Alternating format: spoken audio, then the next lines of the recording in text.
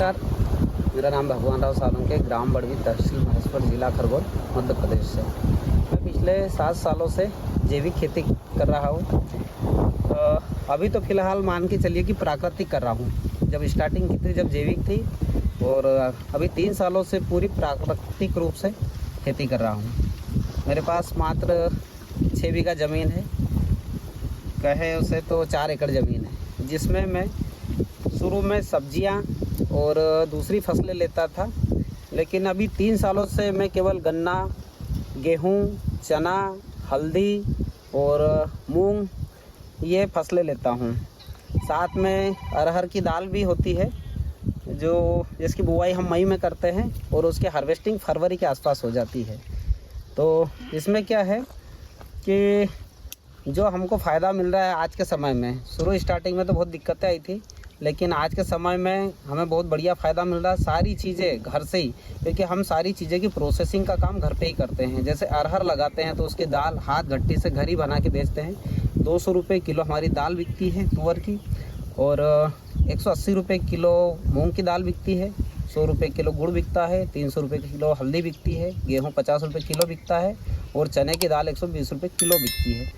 तो कहने का मतलब ये है मेरा कि जो भी सीमांत किसान है, छोटे किसान हैं, खेती को ना छोड़े, प्राकृतिक खेती करे, जैविक खेती करे। जो भी आपको उपाय लग रहा है, जो सरल उपाय लग रहा है, उस विधि से खेती करें। मैं आपको सबसे सरल विधि बताता हूँ खेती करने की। जैविक कोई झंझट में नहीं पड़ना है, क्योंकि अभी अपन मार्केट में देखो तो बहुत सारी चीज़ें चल रही है, लेकिन हमें जो आसान लग रहा है वो हम हमारे स्तर से करें। मैं वेस्ट डिकम्पोजर चलाता हूँ, साथ में जो गाय के गोबर के उपले रहते हैं उनका ह्यूमिक एसिड बनाता हूँ। जो बेल फल है, जो बेल पत्र का फल आता है, उससे पोटास बनाता हूँ। और साथ में एक वेंकट रेड्डी जी करके है साउथ के, उनका फार्मूला है मिट्टी और अरंडी का तेल और साथ में गोमूत्र।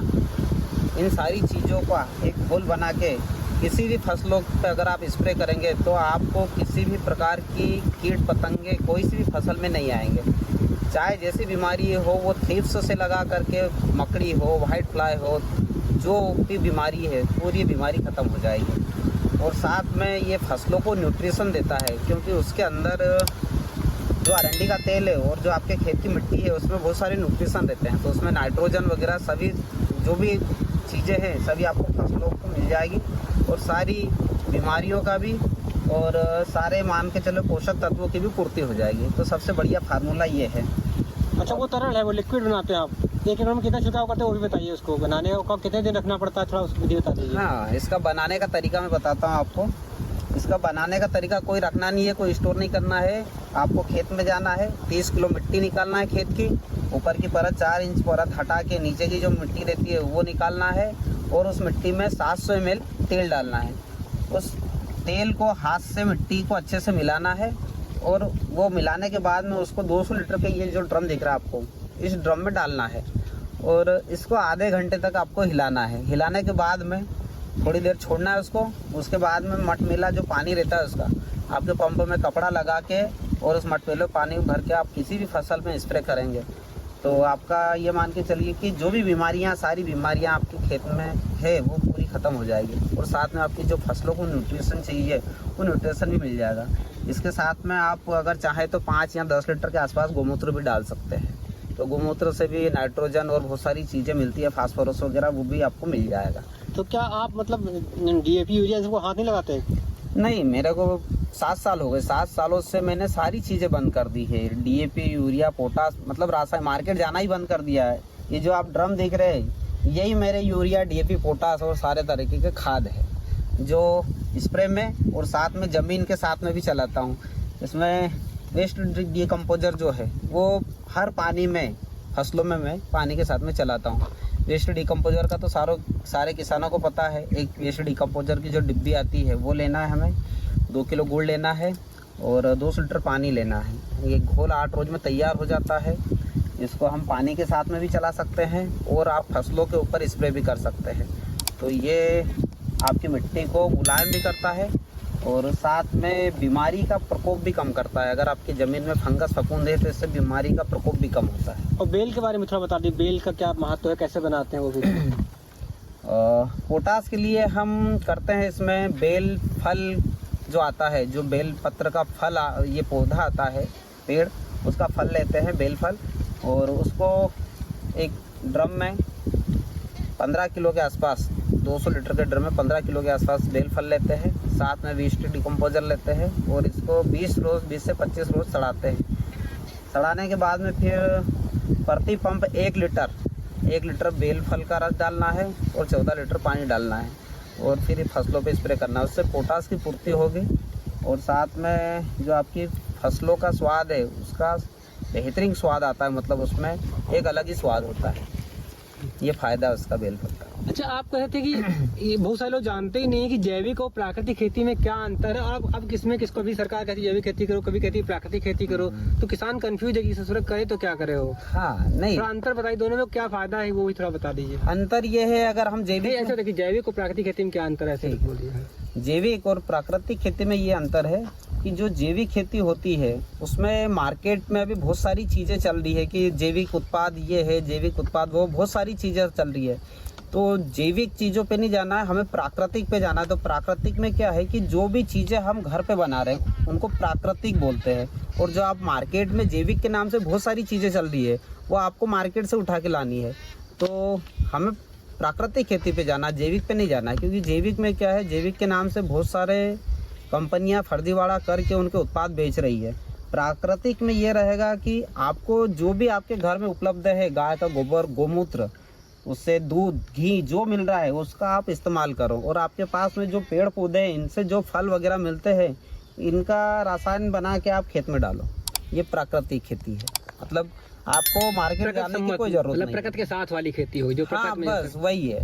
तो उत्पादन सब लोग कहते हैं कि कैसे उत्पादन कैसे पूरा पड़ेगा, देश का पेट कैसे भरा जाएगा, ये भी बड़ा उत्पादन कम हो जाता है, सब बड़ा उत्पादन का ऐसा कुछ नहीं है। अगर हमारी मेहनत है, जैसे मैं आपको बताया कि पिछले 2 से 3 सालों में दिक्कत आती है, लेकिन जैसे जैसे समय बढ़ता जाएगा, ज़मीन प्राकृतिक रूप से उपजाऊ होती जाएगी, उसमें कार्बन का परसेंटेज बढ़ता जाएगा, उत्पादन अपने आप बढ़ता जाएगा, दिन पे दिन उत्पादन बढ़ता जाएगा। आपको उत्पादन बढ़ाने के लिए हमें थोड़ी सी मेहनत ये करनी रहती है कि जितना भी आप घर ज़्यादा चीज़ें बना के डाल सको वो डालो, जितना भी हो सके आप हर पानी में वेस्ट डिकम्पोजर का इस्तेमाल करो, जीवामृत का इस्तेमाल करो, पंचगव्य का इस्तेमाल करो, और साथ में जो भी चीज़ें हैं जैसे बीजामृत है, इसमें आप देख रहे हो जीवामृत है, नीमास्त्र है, इन सारी चीज़ों का अगर समय समय पर हम उपयोग करेंगे तो बराबर हमको रासायनिक वालों से भी हमको बढ़ के उत्पादन मिलेगा, उनसे कम नहीं मिलेगा। अच्छा, एक और लोग जैसे मतलब आप शहर से दूर हो, लोग कहते हैं कि अरे भाई शहर वाले तो अपना बेच लेते हैं माल, या कंपनियां बेच लेती हैं, जो लोग दूर हैं शहर से, किसान आप भी दूर हो, इंदौर से इतनी दूर हो, खरगोन से, तो वो उनके लिए मार्केटिंग बड़ी समस्या रहती है, मार्केट कैसे करें वो। हाँ, मुझे भी शुरू में ये बहुत बड़ी समस्या आई थी। शुरू में जब मैंने ये काम चालू किया था तो हमारे आसपास का जो बेल्ट है वो जैविक या प्राकृतिक इन चीज़ों को नहीं जानते थे कि क्या जैविक होता है, क्या प्राकृतिक होता है, और कुछ किसान राय भी देते थे कि आप ये खेती बंद कर दो, नहीं तो आपको ज़मीन बेचनी पड़ेगी, क्योंकि मेरे पास 6 बीघा ज़मीन है और इसी में मेरा जो है परिवार पलता है, इसके अलावा साइड का कोई नहीं है। तो मैंने स्टार्टिंग सब्जियों से किया और ईमानदारी से काम किया, लेकिन आज ये मान के चलिए कि शुरू में मैंने सब्जियाँ इंदौर और आसपास के जो बड़े बड़े शहर है वहाँ पे स्टार्ट किया था, और कोरोना में थोड़ी सी दिक्कत आई थी मेरे को, जब लॉकडाउन रहा था तो बहुत नुकसान हुआ था मेरा सब्जियों में, इसलिए फिर मैं सारी सूखी चीज़ों पे आया। तो सूखी चीज़ों में क्या है, जैसे दालें हैं, अनाज है, जैसे तुअर दाल है, मूंग दाल है, गेहूँ है, चना है, हल्दी है, गुड़ है, तो हम इनको साल भर स्टोर करके रख सकते हैं। ये कस्टमर के लिए भी आसान है और हमारे लिए भी आसान है। कस्टमर को साल में जब भी लगेगा आप निकाल के उसको दे दोगे तो उसका आपको प्रॉफिट बराबर मिलेगा, और मार्केट से तो 40 से 50 रुपये किलो हर चीज़ का इसमें ऊपर मिलता ही मिलता है, और कस्टमर खुश होकर देता है। तो मार्केट तलाश में फेसबुक से या फिर व्हाट्सएप ग्रुप से कैसे किसानों अपने साथियों से? हाँ, उसमें मैंने सोशल मीडिया का ज़्यादा उपयोग किया था, जैसे व्हाट्सअप है, फेसबुक है। जो भी मैं चीज़ें करता हूँ, जैसे मान लो आज मैंने ये गन्ने की छुपाई करी तो इसका वीडियो बना के डाला है। जिस रोज़ से इसकी चौपाई की उसके 15 रोज़ बाद में जब पानी चलाया, अभी एक पानी चलाया, 15 रोज़ बाद चलाया, फिर कब एस्टर डिकम्पोजर डालना है, कब जीवामृत डालना है, जब भी जो चीज़ें डालना रहती है मैं कंटिन्यू उनको वीडियो बना के व्हाट्सअप और फेसबुक में डालता रहता हूँ। तो उससे क्या है कि हमारा मार्केट मजबूत होता है, क्योंकि बाहर के जो कस्टमर है वो आपको विश्वास करेंगे कि ये व्यक्ति वास्तविक में कुछ कर रहा है, हट के कर रहा है और कंटिन्यू कर रहा है, तो आपसे जुड़ते चले जाएंगे। अच्छा, तो 4 एकड़ से कितना साल में, क्योंकि सब लोग जानना मतलब सफलता का मायने यही है कि कितना पैसा कमाना, आखिर में सबको पैसा दिखता है बैंक अकाउंट में। हाँ, हाँ। तो वो कितना पैसा हो जाता है और वो भी कितना उसमें बचत होती होगी, कितने परसेंट की? मैं छोटा किसान हूँ, लेकिन मैं अभी आपको बैंक स्टेटमेंट दिखाऊंगा। मेरा बैंक स्टेटमेंट कम से कम साल भर में 7 लाख का उसमें टर्नओवर हो चुका है। तो अब ये मान के चलिए कि उसमें मेरा गुड़, हल्दी, गेहूँ, चना, जो भी साल भर का जो भी हिसाब किताब है वो पूरा उसमें है। और मेरा पूरा ऑनलाइन काम है, कैश वाला कोई काम नहीं है। सारा पेमेंट ऑर्डर पे, मतलब जैसे माल इधर से जाता है उधर सारा ट्रांजैक्शन ऑनलाइन ही होता है, तो उसमें पूरा डिटेल है।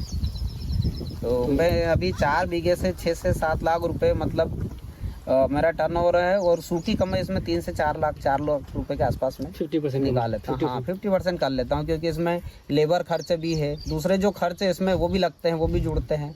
तो ये 3 से 4 लाख आराम से साल के मेरे को हो जाते हैं।